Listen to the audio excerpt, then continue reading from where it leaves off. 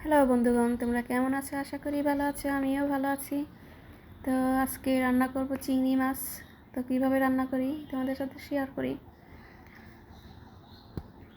তো এখানে আমি আলু আর পেঁয়াজ দিয়ে রান্না করব। তো এখানে চিংড়ি মাছটা একটু ভেজে নেব, হলুদ আর লবণ দিয়েছি।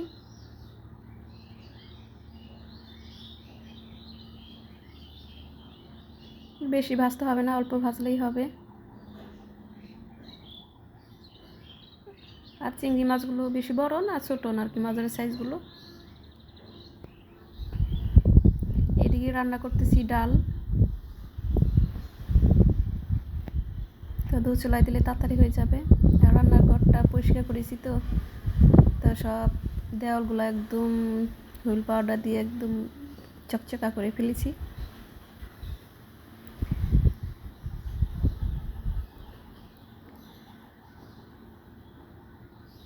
তো একদম পরিষ্কার থাকলে কিন্তু ভালো লাগে রান্নাঘরে। আর ফ্যানটাও পরিষ্কার করেছি। তো ফ্যানটা পরিষ্কার করতে কিন্তু কষ্ট হয় বেশি ময়লা হলে, তার জন্য অল্প ময়লা হলেই পরিষ্কার করলে ভালো হয়। আর রান্নাঘরটা পরিষ্কার থাকলে কিন্তু মনও ভালো লাগে। আমি সবসময় চেষ্টা করি রান্নাঘরটা পরিষ্কার রাখতে। রান্নাঘর কি মানে সবসময় সব পরিষ্কার রাখতে পছন্দ করি। যেহেতু মেয়েদের রান্নাঘরে একটু সময় কাটাতে হয়, রান্নাবাড়ি করতে হয়, তো রান্নাঘরটা সুন্দর থাকলে ভালো লাগে, একদম গুছানো টিপটপ থাকলে। তো এই তেলের মধ্যে দিয়ে দিলাম জিরা তেজপাতা। আমি আর একটু তেল দিব, তারপর দিব পেঁয়াজ।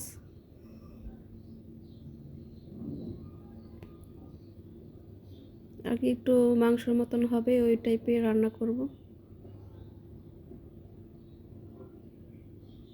এখানে একটু তেলটা একটু বেশি লাগবে।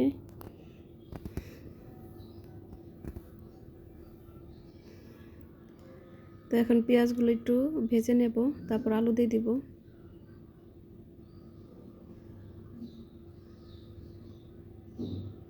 আর একটু আদা রসুন।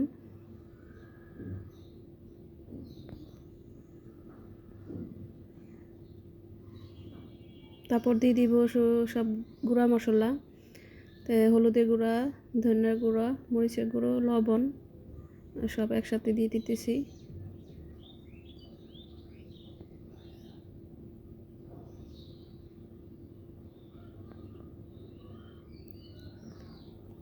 তো এইভাবে রান্না করলে ভালোই লাগে।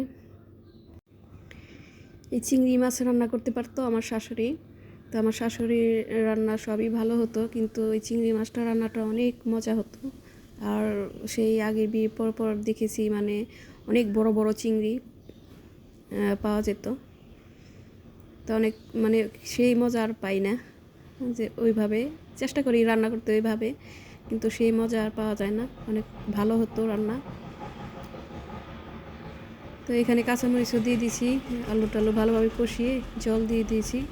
তো মাছগুলো দিয়ে দিলাম। এখন লাস্টে জিরার গুঁড়ো আর হালকা একটু গরম মশলা গুঁড়ো দিয়ে নামিয়ে ফেলবো।